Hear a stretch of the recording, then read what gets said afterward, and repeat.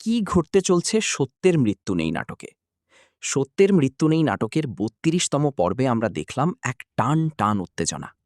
একদিকে সালাউদ্দিনের সরলতার সুযোগ নিয়ে তাকে ফকিরের ডেরায় আটকে রাখা, অন্যদিকে ডালিবাড়ির গোয়াল খালি করে গরু চুরি।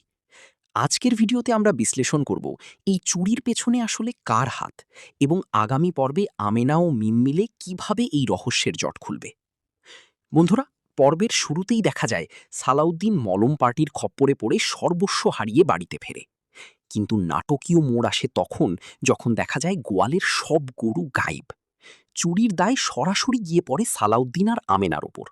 এমনকি তাদের আল্টিমেটাম দেওয়া হয়, আগামী সন্ধ্যার মধ্যে গরু না ফিরলে ভিটে বাড়ি ছাড়তে হবে। কিন্তু গল্পের আসল রহস্য লুকিয়ে আছে বাড়ির ভেতরেই। আমরা দেখতে পাই বাড়ির মা এবং মেজ ভাই মঈন পুলিশ ডাকতে বাধা দিচ্ছে। কেন? কারণ তারা জানে পুলিশ তদন্ত করলে থলের বিড়াল বেরিয়ে আসবে। এমনকি শাহানা ও ফাতেমার আচরণও চরম রহস্যজনক। সবচেয়ে বড় টুইস্ট আসি পর্বের শেষের দিকে।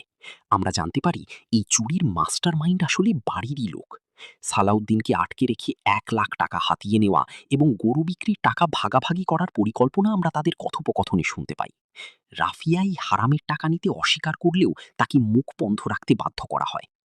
তাহলে আগামী পর্বে কি হতে যাচ্ছে? ১.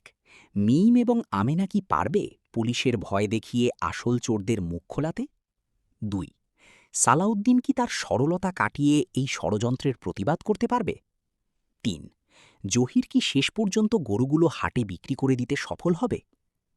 আমার মনে হয় মিম যেভাবে টেকনোলজির কথা বলে বাড়ির সবাইকে ভয় দেখাচ্ছে, খুব শীঘ্রই চোরদের মধ্যে কেউ একজন ভুল করে ধরা পড়ে যাবে। আপনাদের কি মনে হয়, চুরির টাকা নিয়ে কি ফাতেমা আর শাহানার মধ্যে ঝগড়া শুরু হবে? কমেন্ট করে আমাদের জানান। ভিডিওটি ভালো লাগলে লাইক দিন এবং সত্যের মৃত্যু নেই নাটকের পরবর্তী সব আপডেট পেতে আমাদের চ্যানেলটি সাবস্ক্রাইব করে রাখুন। ধন্যবাদ।